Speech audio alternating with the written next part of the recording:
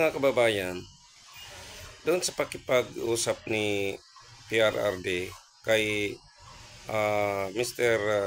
Leo Marcos, yan, napanood ko kasi yan during pandemic time or pandemic day na yung si Leo Marcos ay pinakulong ng mga kalaban na mga I think nagsisilos o naghihinala dahil sa sobrang yaman ni Sir Leo Marcos, no? Ito kasi nung pandemic time, libo-libo kasi pag namimigay siya ng bigas, yan, libo-libong sakong bigas talaga na pinamimigay niya. Iba-ibang lugar, libo-libo yan, puro truck talaga yan, hakot, no?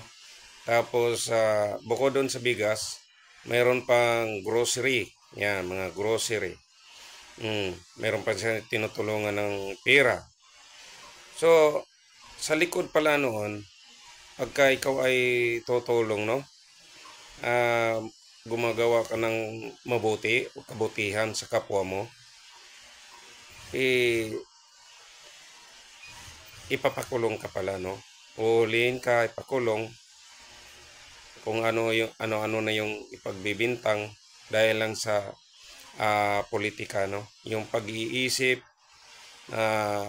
sa inggit, pinupolitika nila yung galaw ng tao, gawa ng tao, yung ginawa ng taong kabutihan, pinupolitika nila. Kaya doon ako nag-isip, bakit ganun? Di ba? Bakit ganun? Si PRRD,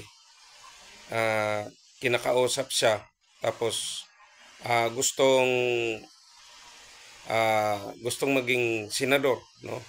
Gusto niyang gawing senador, tumakbong senador, si Leo Marcos, Sir Leo Marcos. Pero binatikos na siya kaagad. At doon sa pag-uusap nila ni PRRD at ni Sir Leo Marcos, ang daming against doon. Daming against agad. Tapos nagtataka ako, bakit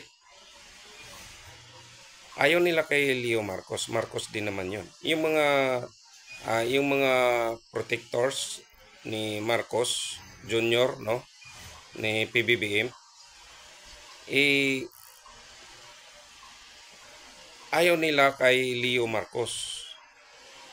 Bakit? Ang tanong ko, anong mayroon kay Leo Marcos na ayaw nila? Marcos din naman yun. Kapag si PBBM ang pag-uusapan, tuwang-tuwa sila, nagagayak sila. Ang saya-saya nila. Pero, Marcos din naman tong pag-uusapan na patakboing senador, si Leo Marcos. Bakit? Nakakapagtaka. Ano ba talaga gusto ng mga supporters ni PBBM? Ako yung nag-iisip ako, ano bang gusto talaga na itong mga supporters ni PBBM? Marcos din naman yan. Kapag si PBBM, Marcos din naman si PBBM